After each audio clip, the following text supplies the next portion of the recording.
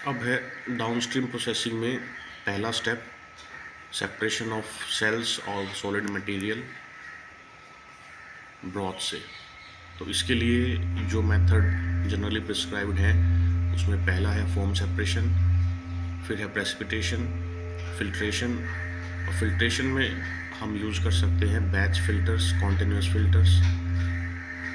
अब जब एग्जांपल देखेंगे तो प्लेट एंड फ्रेम फिल्टर्स जो हैं और प्रेशर लीड फिल्टर्स वो जनरली बैच फिल्टर्स में काउंट करते हैं। Rotary vacuum filters, cross flow filtration हम कॉन्टिन्यूस में करते हैं। और सेंट्रीफ्यूगेशन जो है वो नेक्स्ट टेक्निक है। तो इन मेथड्स के थ्रू हम सेपरेट कर सकते हैं, हम रिमूव कर सकते हैं microbial cells, solid material from the broth.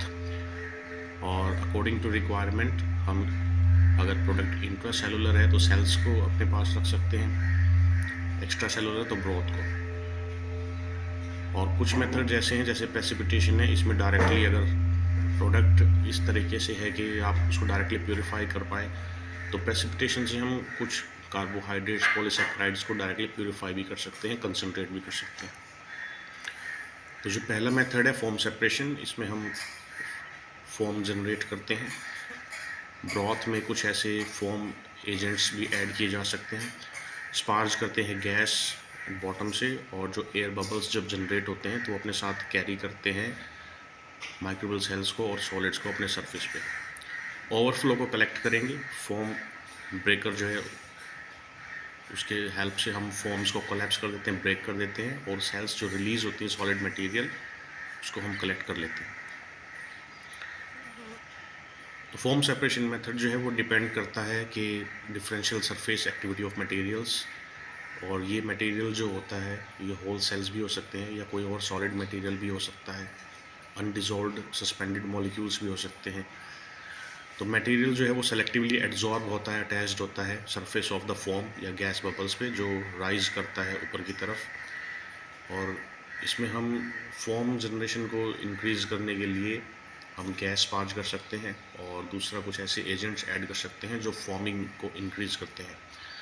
तो ये पॉसिबल है कि हम कुछ मटेरियल्स को जो है सरफेस एक्टिव कर पाएँ with the application of surfactants. और इसमें आप लॉन्ग चेन फैटी एसिड्स ले सकते हैं, अमाइंस, क्वाटनरी अमोनियम कंपाउंड्स ले सकते हो, ताकि मॉलिक्यूल्स जो हैं या सेल्स जो हैं वो ज़्यादा सरफेस एक्टिव हों और इजीली कलेक्ट हों। तो जो मटेरियल हैं that are made surface active और जिनको हम कलेक्ट करते हैं उनको कोलिगेंट्स कहेंगे, और जो सर्फेक्टेंट्स जो हमने यूज़ किए हैं उन्हें हम कलेक्टर्स कहेंगे। उसके बाद है प्रेसिपिटेशन। प्रेसिपिटेशन हमें अलाउ करता है just to enrich and concentrate the product in one step. अगर आप डायरेक्टली कोई ऐसा नेचर का प्रोडक्ट है हमारे पास जिसे हम प्रेसिपिटेट कर पाएँ। प्रेसिपिटेशन का मतलब है कि आपको सॉल्युबिलिटी डिक्रीज़ करनी है, तो ये हमें फर्दर प्योरीफिकेशन में हेल्प करता है। रिड्यूस कर सकते हैं हम volume of material for the further purification. और कुछ ऐसे प्रोडक्ट्स हैं जैसे मैंने कहा एक्स्ट्रा सेलुलर, जो खासकर पॉलीसैकेराइड्स हैं, उनको हम डायरेक्टली प्रेसिपिटेट कर सकते हैं और आगे फर्दर प्योरीफाई कर सकते हैं।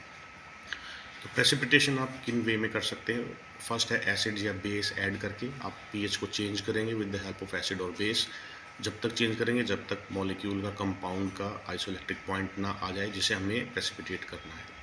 आइसोइलेक्ट्रिक पॉइंट पे नेट चार्ज हो जाएगा 0, सॉल्युबिलिटी डिक्रीज़ हो जाएगी, और जो प्रोडक्ट है, मॉलिक्यूल है, जो भी है वो प्रेसिपिटेट हो जाएगा।